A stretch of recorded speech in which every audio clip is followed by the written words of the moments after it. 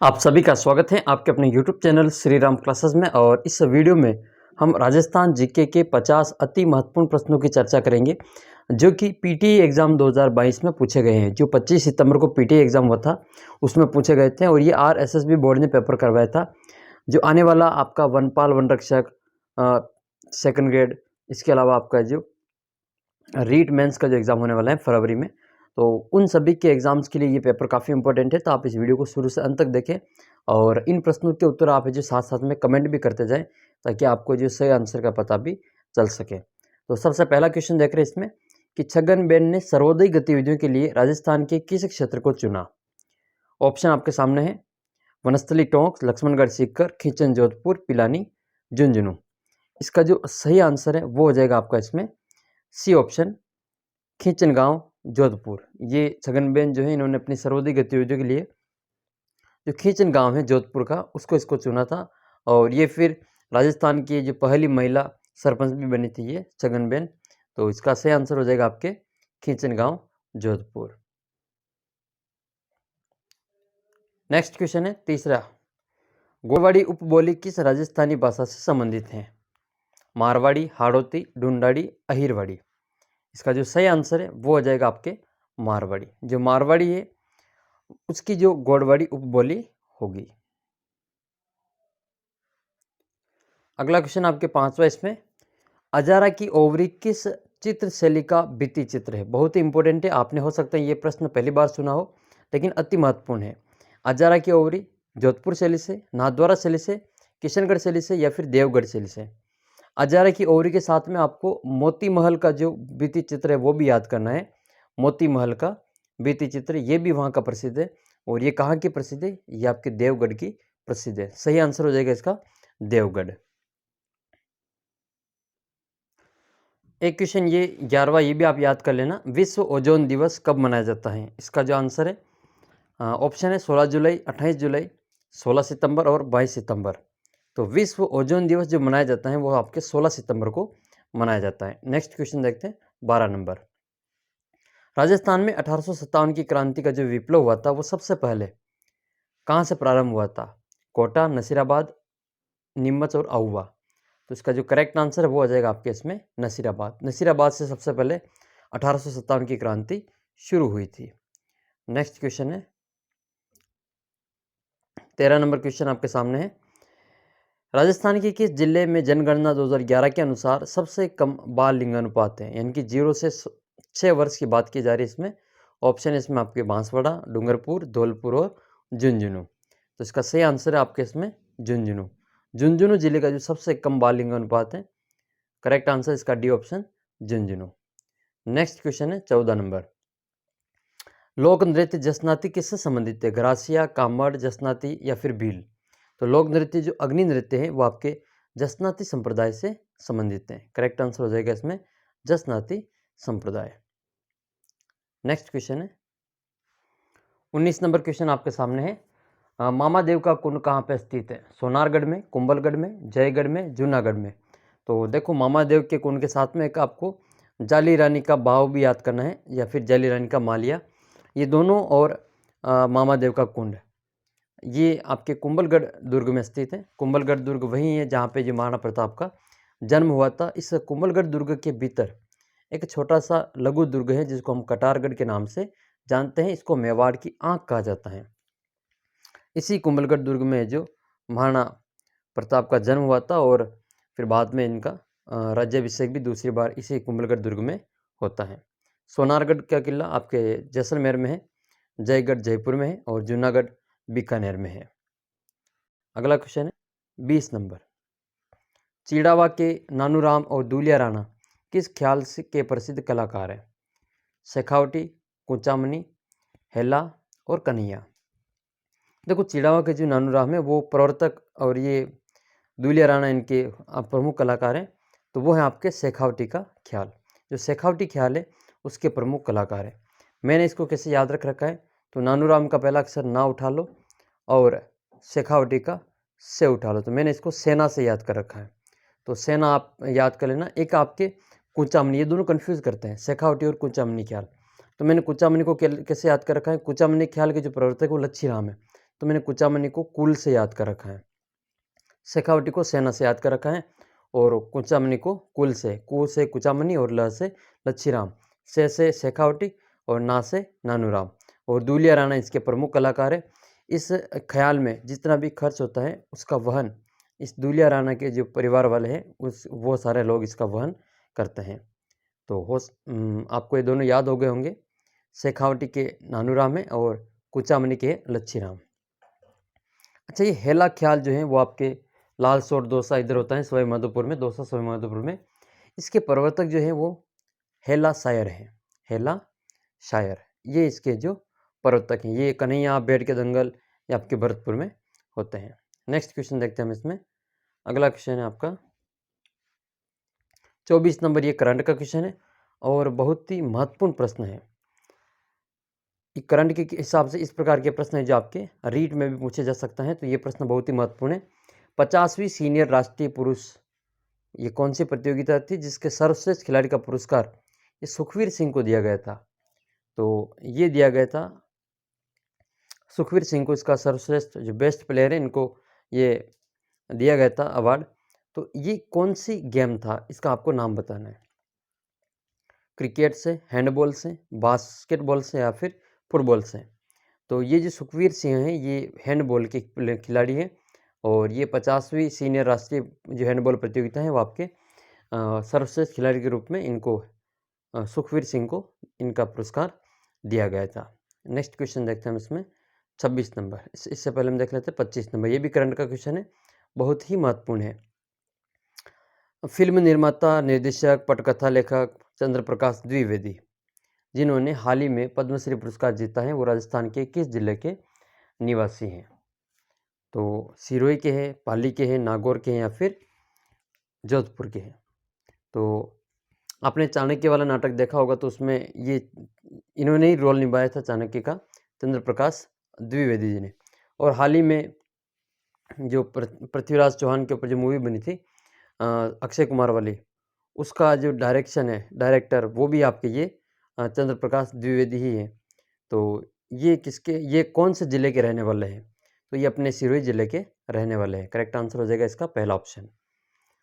26 number question है doctor कोमल कोठारी स्मृति life time achievement लोक कला पुरस्कार जो फरवरी 2022 में किसको प्रदान किया गया था? ये वैसे 2 जनों को संयुक्त रूप से दिया गया था। इनमें से एक नाम आपके 4 में से एक है विजय दान देथा, विजय वर्मा, लक्ष्मी कुमारी चंडावत, डॉक्टर चंद्रामणि सिंह। तो ये अपने राजस्थान के जयपुर के रहने वाले हैं, जयपुर के हैं ये विजय वर्मा, इनको ये पुरस्कार दिया गया था। और एक और थे इनके साथ में, दोनों को संयुक्त रूप से दिया गया था। अगर इनके जो दूसरे वाले साथ में जो थे उनका नाम अगर आपको पता हो तो आप कमेंट बॉक्स में ज़रूर लिखना। नेक्स्ट क्वेश्चन देखते हैं हम इसमें। प्रश्न संख्या 28, 2011 की जनगणना के अनुसार राजस्थान में महिला साक्षरता दर कितनी है? 52.4, 52.3, 51.8 या फिर 52.1? करेक्ट आंसर जो है आपका डी ऑप्शन है इसमें 52.1। 2011 की जो जनगणना है उनके अनुसार राज्य में महिला साक्षरता दर आपके 52.1 है। सबसे कम साक्षरता दर वाला जिला कौन सा है? इसका उत्तर आपको नीचे कमेंट करना है। अगला प्रश्न है, ये 29वां प्रश्न भी आपके करंट का क्वेश्चन है। अगस्त 2022 में किस भारतीय राज्य ने ऋण के माध्यम से महिलाओं के सामाजिक आर्थिक विकास के लिए जो महिला निधि ऋण योजना शुरू की है? तो ये योजना कौन से राज्य ने शुरू की महिला निधि वाली? मध्य प्रदेश ने, गुजरात ने, पश्चिम बंगाल ने या फिर राजस्थान ने? इसका जो सही आंसर है वो हो जाएगा आपका राजस्थान। राजस्थान ने ही अगस्त 2022 में महिलाओं के सामाजिक और आर्थिक विकास के लिए एक महिला निधि जो ऋण योजना शुरू की थी। अगला क्वेश्चन है 30वां। निम्नलिखित में से कौन सा मेला गलत सुमेलित है? पहला इसमें कैला देवी का मेला करौली, शीतला माता का मेला चाकसू, चार भुजा का मेला उदयपुर और कपिल मुनि का मेला कोटा।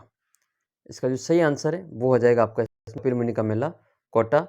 बाकी ये चार भुजा वाला, वैसे तो चार भुजा का जो मेला है वो आपके गढ़बोर में बढ़ता है, गढ़बोर राजसमंद में, लेकिन उदयपुर में भी जो एक मेला चार भुजा का बढ़ता है। तो ये भी आपके सी वाला ऑप्शन भी सही है। इसका मतलब जो डी ऑप्शन है कपिल मुनि का मेला, ये कोटा में नहीं बढ़ के ये बीकानेर के कोलायत में बढ़ता है, बीकानेर के कोलायत में बढ़ता है। इसको जो को से को मिला के इसमें कन्फ्यूज कर दिया है, तो ये कोलायत में बढ़ता है बीकानेर के। आपको एक प्रश्न का उत्तर कमेंट करना है। ये तो कपिल मुनि का मेला है। एक बढ़ता है कपिल धारा का मेला। ये कपिल धारा का मेला कहाँ लगता है, इसका उत्तर आप नीचे कमेंट बॉक्स में बताएंगे। थोड़ा सा हिंट में दे दूँ, ये सहरिया जो जनजाति है उससे संबंधित है। नेक्स्ट क्वेश्चन की ओर चलते हैं। अगला क्वेश्चन आपका इसमें 33 नंबर क्वेश्चन है कि राजस्थान की किस सभ्यता को ताम्र संचयी के नाम से भी जाना जाता है। तो देखो, ताम्र संचयी के नाम से कौन सी सभ्यता को जाना जाता है? गणेश्वर है, बागोर है, आहड़ है, गिलुंड है। तो ताम्र संचय के नाम से जो जाना जाता है वो आपके गणेश्वर सभ्यता को जाना जाता है। बाकी बागोर जो है आपके भीलवाड़ा में आता है और ये कोठारी नदी के किनारे विकसित है। और आहड़ आपका जो उदयपुर में है। गिलुंड राजसमंद जिले में आता है, बनास नदी के किनारे, और ये आयड़ नदी के किनारे, बेड़स नदी के किनारे ये बसा हुआ है। गणेश्वर आपकी कांतली नदी के किनारे, नीम का जो थाना है सीकर जिले में, वहाँ पर ये फली फूली हुई थी। 35 नंबर क्वेश्चन आपके सामने है। संतरा यानी कि जो साइट्रस, जो खट्टे फल होते हैं और मसालों और औषधि पौधों के लिए उत्कृष्टता केंद्र कहाँ स्थित है? यानी कि इसको हम कह सकते हैं centre of excellence for citrus, spices and जो आपके औषधि पौधे हैं उनके लिए कहाँ पर जो इसको स्थापित किया गया है? कोटा में, अजमेर में, भीलवाड़ा में या फिर झालावाड़ में? तो देखो, संतरा उत्पादन के लिए अपना झालावाड़ जाना जाता है और संतरा उत्पादन के कारण ही झालावाड़ को क्या कहा जाता है? झालावाड़ को राजस्थान का नागपुर कहा जाता है। जैसे अपने महाराष्ट्र का नागपुर प्रसिद्ध है, वैसा ही संतरा उत्पादन के लिए राजस्थान का झालावाड़ जिला प्रसिद्ध है, इसलिए इसको राजस्थान का नागपुर कहा जाता है। तो ये संतरा उत्पादन का जो उत्कृष्टता केंद्र है वो आपके झालावाड़ जिले में स्थित है। इस प्रकार से इसको याद कर सकते हैं कि संतरा उत्पादन के कारण झालावाड़ को नागपुर कहते हैं। इसी कारण इस सेंटर ऑफ एक्सीलेंस संतरा का जो है आपके झालावाड़ जिले में ही स्थित है। कोटा को आपको पता ही होगा औद्योगिक नगरी के नाम से जाना जाता है। अजमेर आधुनिक शिक्षा नगरी, इसके अलावा आपके शैक्षिक राजधानी है अपने राजस्थान की। और भीलवाड़ा वस्त्र नगरी के नाम से, टेक्सटाइल सिटी के नाम से, राजस्थान का मानचेस्टर के नाम से इसको जाना जाता है। 37 नंबर क्वेश्चन आपके सामने है।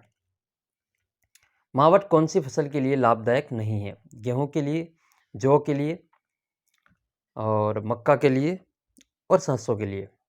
देखो, 3 फसलें एक ही ऋतु में होती हैं और एक फसल अलग ऋतु में होती है, वो आपको साफ ही दिख रहा होगा। ये जो मक्का है वो आपके वर्षा ऋतु में होती है, जबकि मावट जो होती हैं वो आपके सर्दी की ऋतु में होती हैं। और सर्दी में आपको पता है ये मक्का नहीं होती, तो अपना आंसर हो जाएगा इसमें मक्का।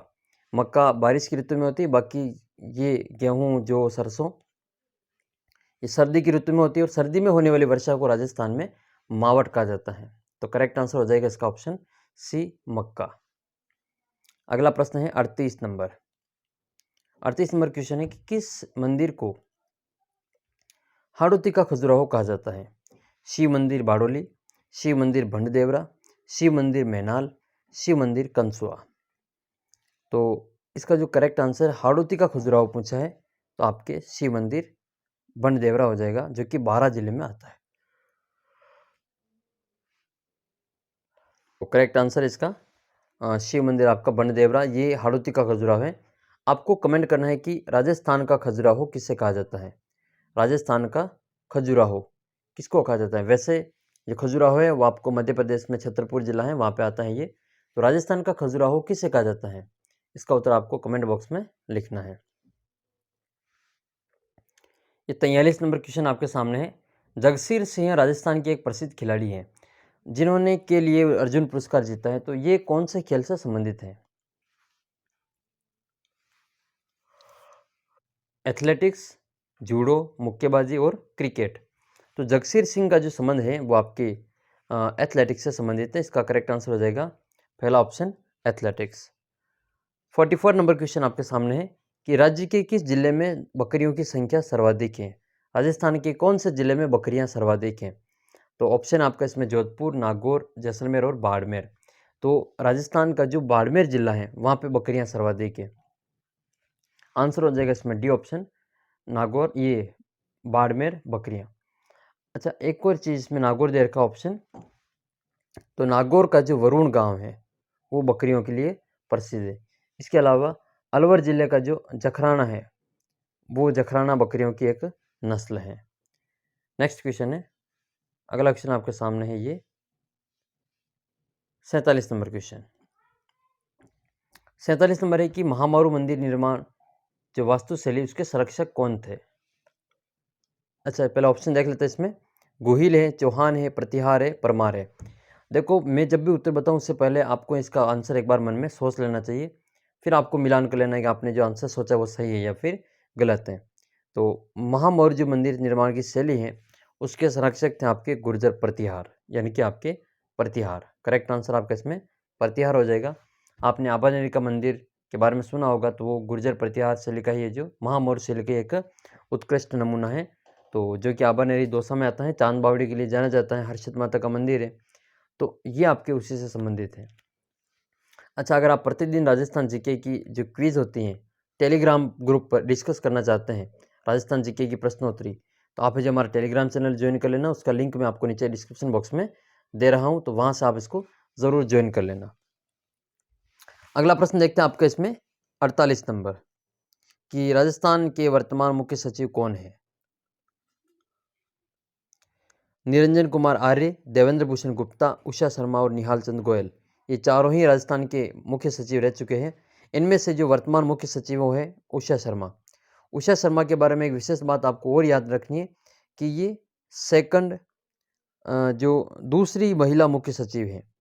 इनसे पहले एक महिला मुख्य सचिव ये अशोक गहलोत जो मुख्यमंत्री बने थे उस समय ये रही थी पहली बार जो मुख्य सचिव बनी थी महिला, वो भी। और दूसरी जो महिला मुख्य सचिव वो भी अशोक गहलोत के समय में ही है। तो पहली बार जो राजस्थान की महिला मुख्य सचिव बनी थी उनका नाम आपको कमेंट बॉक्स में बताना है। अभी की जो मुख्य सचिव है वो आपके उषा शर्मा है। नेक्स्ट क्वेश्चन आपके सामने है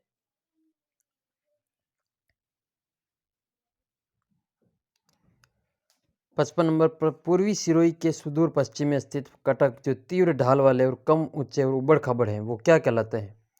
गिरवा, मालखेराड़ और देशर और बाकर। इसका जो सही आंसर है वो तो हो जाएगा आपके डी वाला ऑप्शन, बाकर। ये गिरवा जो है आपके उदयपुर की एक तस्त्री है, ये तहसील है, तस्री नुमा आकृति की पहाड़ियाँ हैं उनको गिरवा कहा जाता है, उदयपुर में ही है। जबकि ये जो देशरो है वो उदयपुर के ही रागा और जरगा दो पहाड़ियाँ हैं। रागा और जरगा ये दो उदयपुर की पहाड़ियाँ हैं, पर्वत चोटियाँ हैं। इनके बीच का जो देश भर जो वर्ष भर हरा भरा रहने वाला स्थान है उसको देशहरों के नाम से जाना जाता है। ये मालखेराड़ा वगैरह है, ये आपके टोंक और उधर जो भीलवाड़ा का जहांजपुरा है उनके बीच का क्षेत्र ये मालखेराड़ के नाम से जाना जाता है। अगला क्वेश्चन आपके सामने है 56 नंबर, राजस्थान में चना का सर्वाधिक उत्पादन किस जिले में होता है? हनुमानगढ़ में, चूरू में, गंगानगर में या फिर बीकानेर में? तो देखो, चने का जो सर्वाधिक उत्पादन होता है वो आपके हनुमानगढ़ जिले में होता है। करेक्ट आंसर इसका हो जाएगा हनुमानगढ़। और चने की जो दाल है इसको दालों का राजा कहा जाता है। दालों का राजा किसको कहते हैं? चने को कहा जाता है दालों का राजा, ये चने को कहा जाता है। ये राजस्थान का जो अन्न का भंडार कहलाता है, अन्नागार इसको कहते हैं, अन्न की टोकरी। और हनुमानगढ़ को फलों की टोकरी कहा जाता है। इसके अलावा जो बीकानेर है इसको ऊन का घर कहा जाता है। ऊन का घर या फिर जांगल प्रदेश के नाम से भी इसको जाना जाता था पहले। 59 नंबर प्रश्न आपके सामने है, श्री मोतीलाल आंदोलन की शुरुआत कहाँ से की गई थी? उदयपुर से, मातृकुंडिया से, नीमड़ा से और डूंगरपुर से। देखो, ऑप्शन में आपके 4 ऑप्शन दे रखे हैं, इसमें से एक इसका जो करेक्ट आंसर वो हो जाएगा आपके मातृकुंडिया। और अगर मातृकुंडिया ऑप्शन में नहीं है तो आप जो जाडोल फलाशा कर सकते हैं, वहाँ पर भी इनका प्रमुख केंद्र रहा था। तो ऑप्शन के अनुसार आपका मातृकुंडिया सही है। इन्होंने 1921 में ये आंदोलन शुरू किया था। और ये मातृकुंडिया ये मेवाड़ का हरिद्वार, राजस्थान का हरिद्वार के नाम से इसको जाना जाता है। ये बनास नदी के किनारे बना हुआ है। राजस्थान का जो चित्तौड़गढ़ जिला है उसकी रासमी तहसील में आता है। ये हरनाथपुरा गांव है, वहाँ पर ये मातृकुंडिया नामक स्थान है। और परशुराम सिंह जी की जो कथा है उनसे संबंधित इनका स्थान है जो यहाँ पे बना हुआ है।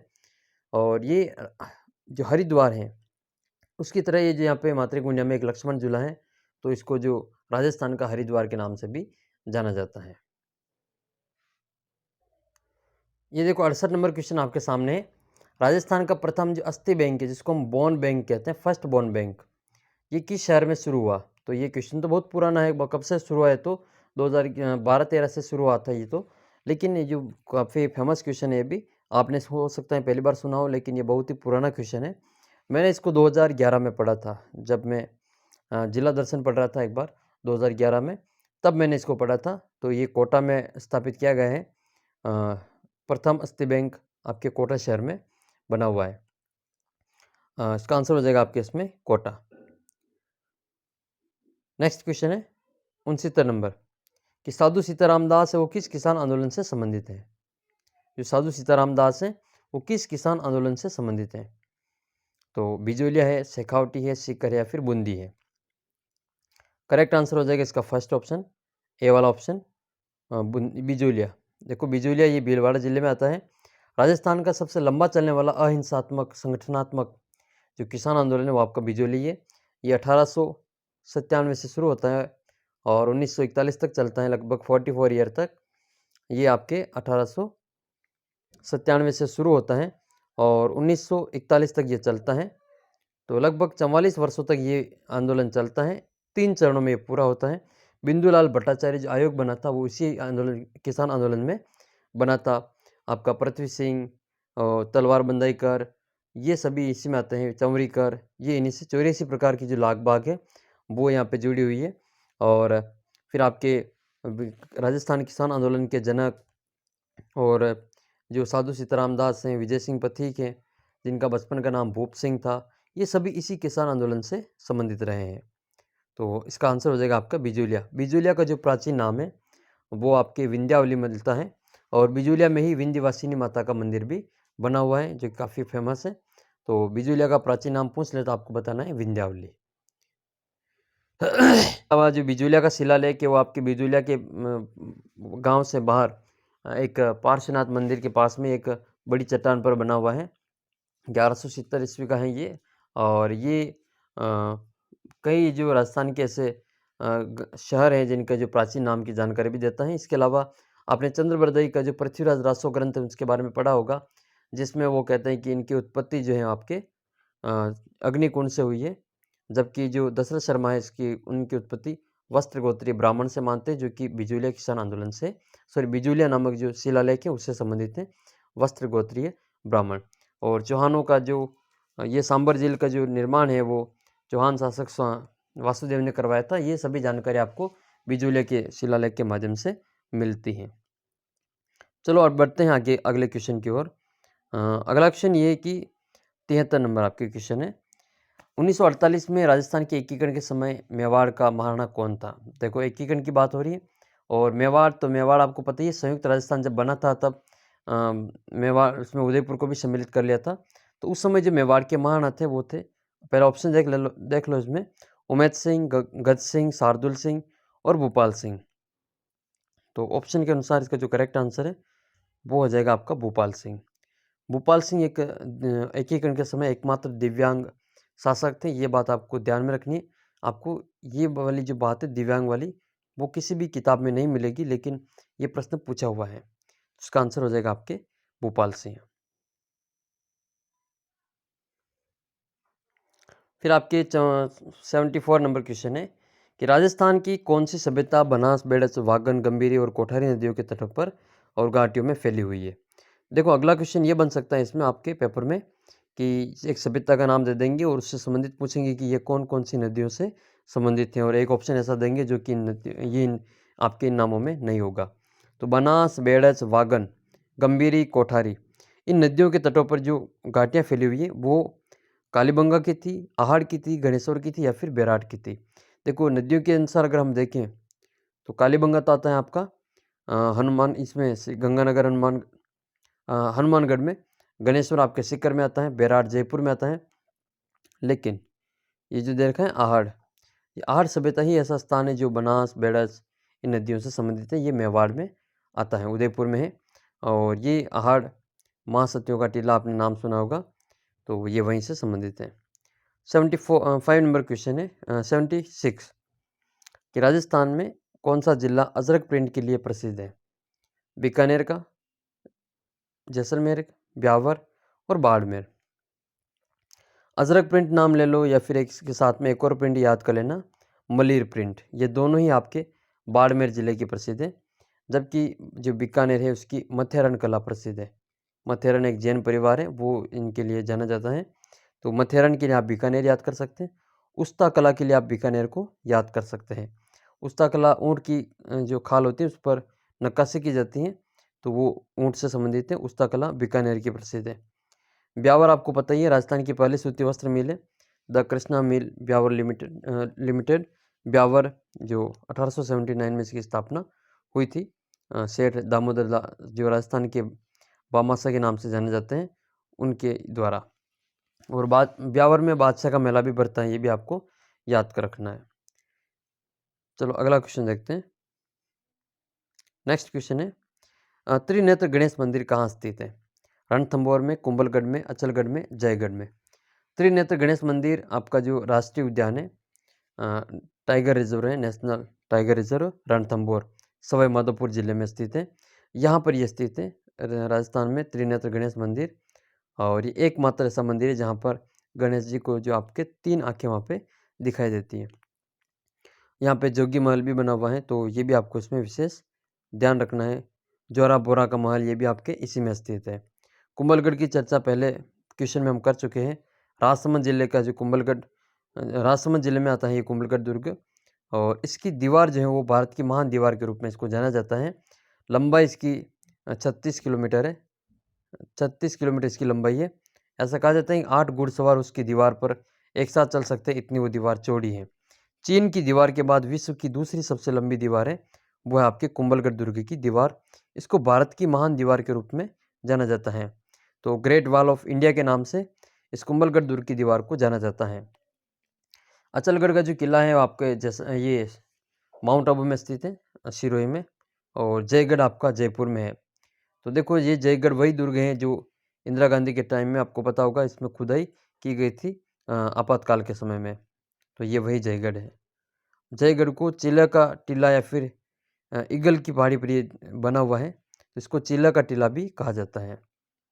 सुदर्शनगढ़ के नाम से सुदर्शनगढ़ के नाम से तो नाहरगढ़ के किला जाना जाता है। ये जयगढ़ चिल्ला के टीले के नाम से जाना जाता है। अगला क्वेश्चन है 80 नंबर। राजस्थान में पंचायती राज अधिनियम 1994 राज्य में कब अस्तित्व में आया? 23 अप्रैल 1994, 23 अप्रैल 1995, 24 अप्रैल 1994, 24 अप्रैल 1995। इसके ऑप्शन इतने खतरनाक है कि अधूरी तैयारी वाला इसका जवाब नहीं दे सकता है। तो इसका जो करेक्ट आंसर है वो तो है आपके 23 अप्रैल 1994। और पंचायती राज दिवस जो मनाया जाता है वो आपके 24 अप्रैल को मनाया जाता है, लेकिन इससे एक दिन पहले राजस्थान में इसको लागू किया गया था, तो 23 अप्रैल 1994 को। नेक्स्ट क्वेश्चन है 81 नंबर। नाथद्वारा चित्रकला शैली प्रसिद्ध है, तो ये किसके लिए प्रसिद्ध है? ये पिछवाई के लिए प्रसिद्ध है नाथद्वारा। और नाथद्वारा श्रीनाथ जी के लिए प्रसिद्ध है। और आज जब मैं वीडियो शूट कर रहा हूँ, आज धनतेरस यानी कि 22 अक्टूबर, तो आज से जो जियो का जो 5G है उसकी सेवा नाथद्वारा से शुरू की गई है। आज ही के दिन है जिसको नाथद्वारा से शुरू किया गया है। तो नाथद्वारा चुना है अंबानी परिवार की ओर से इसको, तो बहुत ही महत्वपूर्ण है। ये भी क्वेश्चन हो सकता है आने वाले एग्जाम्स में पूछा जा सकता है कि 5G की सेवा की जो शुरुआत है भारत में, वो जियो के द्वारा कौन से शहर से इसकी शुरुआत की गई? तो आपके इसमें नाथद्वारा सही हो जाएगा। 82 नंबर क्वेश्चन आपके सामने है 82 नंबर कि भीलवाड़ा निवासी जो श्रीलाल जोशी हैं वो किस चित्रकला से संबंधित हैं? फर्श से, भित्ति चित्र से, कागज पर चित्रण से, काष्ठ चित्रण से। तो ये जोशी परिवार है शाहपुरा भीलवाड़ा का, ये फर्श चित्रण के लिए जाना जाता है और कपड़े पर लोक कला उकेरी जाती है। और ये जिनका थोड़े दिन पहले निधन हुआ था, इनकी पत्नी है पार्वती जोशी, वो राजस्थान की पहली महिला चित्तरी है। ये भी आपको याद करना है। नेक्स्ट क्वेश्चन आपका इसमें 85 नंबर। कोपेन के जलवायु वर्गीकरण में BWSW जलवायु प्रदेश की कौन सी विशेषता है? तो BWSW में शुष्क एवं उष्ण दशाएं होती हैं। शुष्क एवं उष्ण दशाएं। अगला क्वेश्चन 86 नंबर है, शांताबाई शिक्षा कुटीर की नींव किसने डाली? रतन शास्त्री, नारायणी देवी, विजया देवी, रमाबाई। तो शांताबाई शिक्षा कुटीर की जो नींव है वो आपके रतन शास्त्री के द्वारा डाली गई थी। ये राजस्थान के जो मुख्यमंत्री रहे हीरालाल शास्त्री, उनकी वाइफ थी रतन शास्त्री। और शांताबाई इनकी जो एक छोटी बेटी थी जिनका जो अल्प आयु में ही निधन हो गया था, तो उन्हीं के नाम पर जिन्होंने शांताबाई शिक्षा कुटीर की नींव डाली थी। नेक्स्ट क्वेश्चन है 87 नंबर, बापणी या फिर जो बामणी नदी किसकी सहायक नदी है? तो ये बस्सी से संबंधित है। ये भैंसरोडगढ़ वाला जो इलाका है वहाँ पर जो भैंसरोडगढ़ का जो किला है वो इन्हीं दो नदियों के संगम पर बना हुआ है, जिसकी ये सहायक नदी है। तो आपको पता चल गया होगा इसका आंसर, काली सिंध, चंबल, बनास और पार्वती। ये बामणी जो नदी है आपके चंबल की सहायक नदी है, और चंबल और बामणी इन दोनों के संगम पर आपका भैंसरोडगढ़ दुर्ग बना हुआ है। और भैंसरोडगढ़ दुर्ग आपका जल दुर्ग की श्रेणी में आता है, जैसे गागरोन का किला जल दुर्ग की श्रेणी में आता है, शेरगढ़ का किला जल दुर्ग की श्रेणी में आता है, वैसे ही गागरोन, भैंसरोडगढ़ और शेरगढ़ ये तीनों ही जो जल दुर्ग की श्रेणी में आते हैं। 89 नंबर क्वेश्चन है, किस दुर्ग को मयूर ध्वजगढ़ भी कहा जाता है? मेहरानगढ़ को, सोनारगढ़ को, गागरोन दुर्ग को या फिर रणथंभौर दुर्ग को? मयूर ध्वजगढ़ के रूप में किसको जाना जाता है? तो मयूर ध्वजगढ़ के रूप में जो जोधपुर में मेहरानगढ़ दुर्ग है, चिड़िया टूक पहाड़ी पर बना हुआ है, उसको मयूर ध्वजगढ़ के नाम से जाना जाता है। सोनारगढ़ जैसलमेर वाला है, गागरोन जिसकी चर्चा हमने अभी की झालावाड़ जिले में आता है, रणथंभौर त्रिनेत्र गणेश मंदिर के बारे में आपने चर्चा की ऊपर, जो कि सवाई माधोपुर जिले में आता है। हमीरदेव चौहान का जो यहाँ पर जो शासन रहा था। अगला क्वेश्चन 91 नंबर है कि प्राकृतिक बचाव केंद्र और पक्षी विहार जल्द कहाँ बनेगा? ये करंट का क्वेश्चन है, बहुत इंपॉर्टेंट है। इसकी जो घोषणा है वो बजट 2022 में हुई थी। तो इसका जो आंसर है वो आपको देख सकते हैं इसमें, ऑप्शन पहले देख लेते हैं, जैसलमेर, बीकानेर, जोधपुर और बाड़मेर। अच्छा, एक इसका पहले मैं आपको इसका जवाब दे देता हूँ। इसका आंसर आपके बाड़मेर। तो मेरा ये कहना है कि ये प्रश्नों का हम इसी प्रकार शुरू करें कि पहले एक क्वेश्चन बोल के उसके चारों ऑप्शन बोलें, या फिर इसका आप सीधा ही उत्तर चाहते हैं, ये भी आप कमेंट बॉक्स में ज़रूर लिखना। टेलीग्राम चैनल को ज़रूर ज्वाइन कर लेना, वहाँ पर आपको प्रश्नोत्तरी देखने को मिलेगी, बहुत ही शानदार क्वेश्चन जो पेपर में आपको हूबहू देखने को मिलेंगे। लिंक इसका नीचे डिस्क्रिप्शन बॉक्स में दे रखा है। मार्च 2022 में जो जयपुर लिटरेचर फेस्टिवल हुआ था, उसमें महाकवि जो कन्हैयालाल सेठिया कविता पुरस्कार है 2022 से, वो किसको मिला था? अरविंद कृष्ण मेहरोत्रा को, जयंत महापात्रा को, रणजीत होसकोटे को या फिर डॉक्टर अनामिका को? करेक्ट आंसर इसका सी ऑप्शन, रणजीत होसकोटे को। ये पुरस्कार जो रणजीत होसकोटे को दिया गया था। ये 93 नंबर क्वेश्चन अब तक लगभग 7-8 एग्जाम में पूछा जा चुका है कि राजस्थान का जो चौथा टाइगर रिजर्व है इसको ये कहाँ पे स्थित है और ये कब जो अधिसूचित किया गया था, यानी कि कहाँ पे इसको अधिसूचित किया गया था? तो आपको पता ही है बूंदी का जो रामगढ़ विश्व अभयारण्य है ये चौथा टाइगर रिजर्व बना है, जिसका आंसर हो जाएगा रामगढ़। लेकिन इसमें बूंदी भी दे रखा है, तो बूंदी नहीं होगा, इसका आंसर रामगढ़ होगा। अगर रामगढ़ ऑप्शन में नहीं होता तो अब फिर हम इसको बूंदी में करते हैं। ऑप्शन है इसमें बी, रामगढ़ इसका सही आंसर है। अगला क्वेश्चन है 94 नंबर, लोक नृत्य वालर राजस्थान के किस समुदाय से संबंधित है? ग्रासिया, मीणा, डांगी, भील। तो वालर जो है आपके ग्रासिया जनजाति से संबंधित है। 95 नंबर, 7 मार्च को राजस्थान उच्च न्यायालय के कार्यवाहक मुख्य न्यायाधीश के रूप में किसे नियुक्त किया गया? ये क्वेश्चन वापस आएगा क्योंकि जिनको 7 मार्च को नियुक्त किया गया था वो वापस दूसरी बार भी कार्यवाहक मुख्य न्यायाधीश बने थे। तो ऑप्शन आपके सामने है, न्यायमूर्ति अब्दुल्ला कुरैशी, मनिंद्र मोहन श्रीवास्तव, श्रीपति रविंद्र भट्ट, इंद्रजीत मोहंती। करेक्ट आंसर वो आपके इसमें बी ऑप्शन हो जाएगा, न्यायमूर्ति मनिंद्र मोहन श्रीवास्तव। इनके बाद में फिर एस शिंदे आए थे, फिर वापस इनका कार्यकाल ख़त्म हुआ, फिर यही वापस है जो आपके कार्यवाहक सीजे बने थे, चीफ जस्टिस। फिर वापस है जो पंकज मित्तल जो है वो इनके राजस्थान हाईकोर्ट के मुख्य न्यायाधीश बने। तो 2 बार है जो ये कार्यवाहक मुख्य न्यायाधीश के रूप में रह चुके हैं। तो आने वाले समय में वापस यहाँ से एग्जाम में क्वेश्चन पूछा जाएगा। 96 नंबर क्वेश्चन है कि कांगड़ कांड किस प्रजामंडल से संबंधित है? जयपुर, बीकानेर, कोटा और झालावाड़। सही आंसर इसका बीकानेर, कांगड़कांड बीकानेर जिले से, बीकानेर प्रजामंडल से संबंधित है। एक प्रश्न का उत्तर आपको कमेंट करना है कि बीकानेर प्रजामंडल की स्थापना कहाँ पर हुई थी। इसका उत्तर आपको नीचे कमेंट बॉक्स में लिखना है। जो जो प्रश्न मैं आपको पूछता हूँ उनका उत्तर आप ज़रूर कमेंट करें, आपको आने वाले एग्जाम्स में वो प्रश्न वहाँ पे देखने को मिलेंगे। 98 नंबर क्वेश्चन है, टेलीग्राम चैनल ज्वाइन कर लेना, लिंक नीचे डिस्क्रिप्शन बॉक्स में दे रखा है। काफ़ी फ़ायदा मिलेगा, आने वाले एग्जाम्स में आपको प्रश्न वहाँ से कई सारे प्रश्न आपको वहाँ पे देखने को मिलेंगे। तो 98 नंबर क्वेश्चन है। इसके अलावा मैं आपको इसी प्रकार से 50 प्रश्न या फिर 30 प्रश्न राजस्थान जीके के अब तक के एग्जाम्स जितने भी हुए हैं, चाहे वो आपका RSSB बोर्ड हो या फिर RPSC, इनके बोर्ड में जितने भी प्रश्न राजस्थान जीके के पूछे गए हैं वो आपको एक एक पेपर के माध्यम से यहाँ पे सोल्व करवा दिए जाएंगे और आपके भी टेस्ट के रूप में आप इनको देख सकते हैं। और अगर आप ये वीडियो स्पीड बढ़ाकर देखते हैं तो भी आप देख सकते हैं, आपका जो समय बचेगा।